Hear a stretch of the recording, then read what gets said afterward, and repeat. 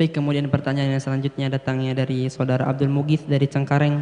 Assalamualaikum warahmatullahi wabarakatuh.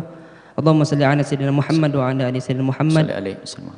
Buya, yang semoga Allah beri panjang umur dan diberikan kemudahan dalam berdakwah. Amin. Saya perhatikan fenomena sekarang ini, para ulama kita khususnya di Indonesia seperti diadu domba, antar ulama saling dibenturkan. Bagaimana tanggapan Buya akan hal ini? Lalu bagaimana kita menyikapinya? Terima kasih banyak atas jawabannya, Buya. Subhanallah. Adu domba.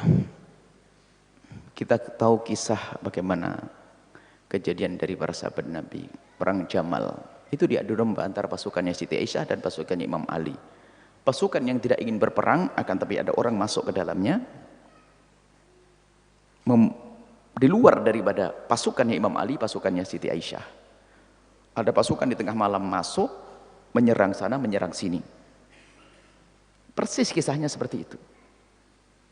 Jadi kisahnya itu Siti Aisyah membawa pasukan, Imam Ali, karena ada orang bawa pasukan, Imam Ali juga mengeluarkan pasukan. Tapi bukan untuk perang. Imam Ali sebagai seorang khalifah ingin mengamankan negara.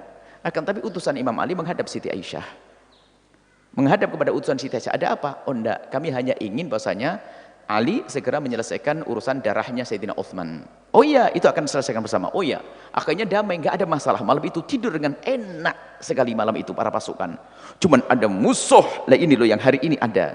Tiba-tiba ada pasukan lain, pasukan yang ingin menghancurkan umat Islam masuk ke dalam dan dibagi dua pasukannya. Yang satu menyerang pasukannya Imam Ali, yang satu menyerang pasukannya Siti Aisyah. Dalam keadaan itu diserang sama pasukan, apa yang terjadi?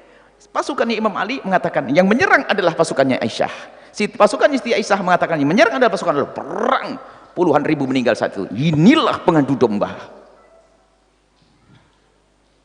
Mereka mati syahid semuanya. Karena apa? Yang salah adalah pengadu domba. Hari ini Masya Allah, ternyuh kami kemarin melihat. Semoga Allah menjaga. Kami tahu ada seorang alim Habib, misalnya contoh Habib Jindan. Saya sebut namanya karena nama ini kemudian diadu juga kami dengan beliau, karena kami memusuhi. Kami tidak ingin memusuhi siapapun, para pejuang baginda Nabi. Habib Jindan diadu dengan Habib Rizik.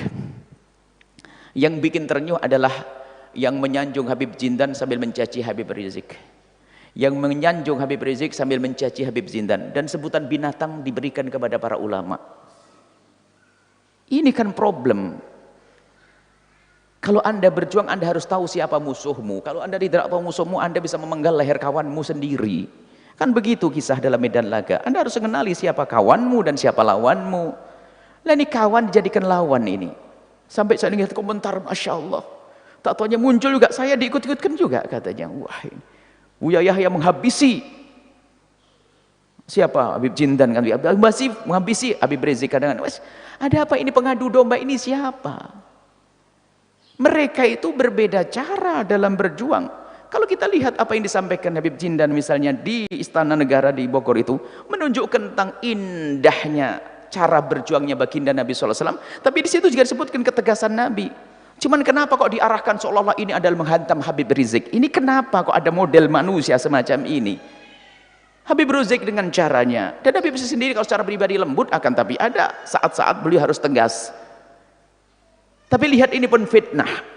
Tak taunya saya juga masuk di situ. Kita itu sering tersulut dengan fitnah, apalagi media sosial. Kami ingatkan jangan Anda berkomentar sesuatu yang membahayakan umat. Ini caci maki. Yang menyanjung satunya mencaci yang lain, menyebut nama binatang. Ya begitu. Sesaat menyanjung Habib Jindan dan ini lalu menyebut Habib Jindan. Yang satu adalah mencaci Habib Jindan, katanya innalillah. Ini sebuah contoh saja, kami sebutkan contoh, saya sebut namanya karena kami tahu dua-duanya.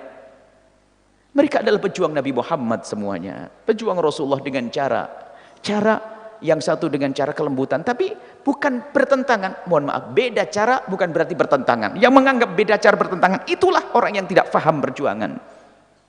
Kan dalam strategi perang ada yang begini, ada begitu. Main bola saja kan ada yang maju, mundur dan sebagainya. Kalau maju semuanya belakang kosong. Kalau ini ada yang diam karena dia kiper. Kalau kiper maju, ya artinya macam-macam. Dalam berdakwah tuh begitu. Cuma yang menjadi masalah adalah pengikut salah satunya mencaci. Innalillah. Ada apa?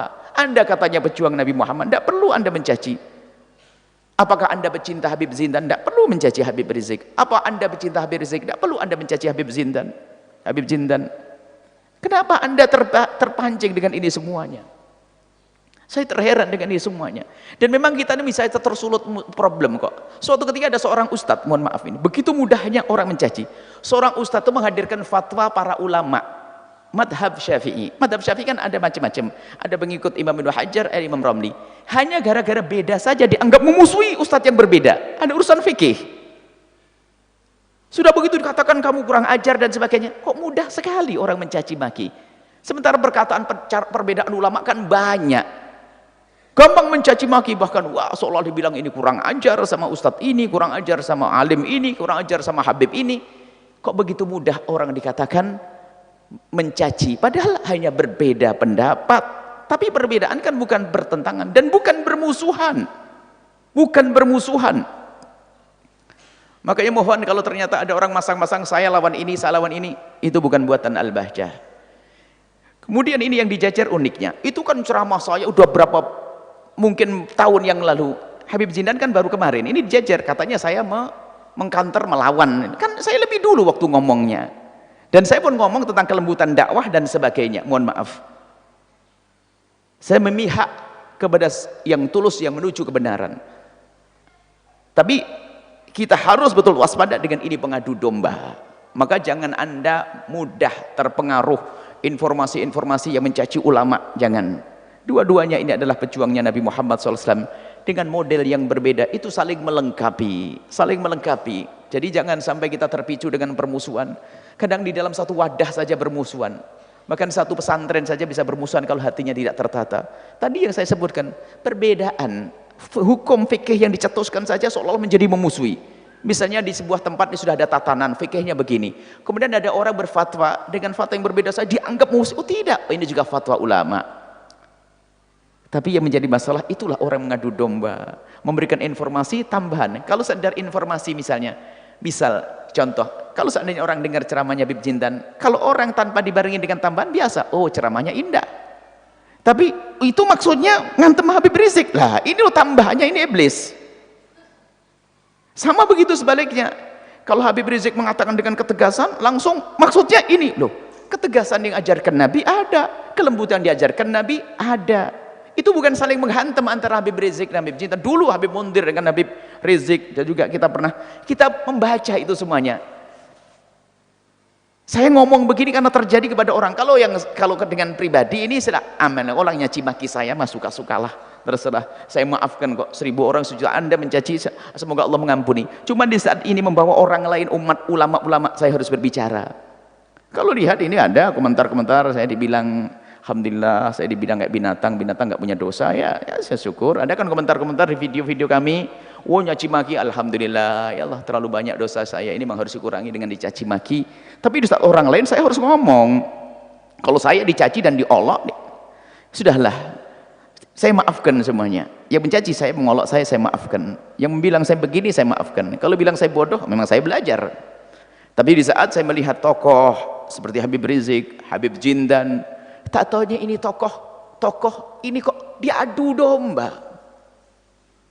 Ini loh problem ini umat ini. Ternyata yang biasa ngadu domba ini di dalam, kami yakin ini orang yang biasa ngadu domba ini di dalam grupnya sendiri pun nggak akur sama kawannya, percaya itu.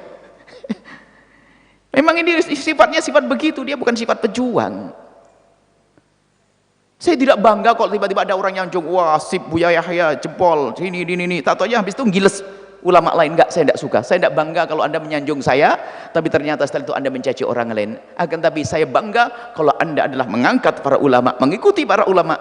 Jika ternyata ada perbedaan cara, tidak menjadi sebab Anda membenci salah satunya. Kalau Anda termasuk mendukung perjuangan Habib Rizik, Anda tapi tanpa mencaci, tanpa mengolok.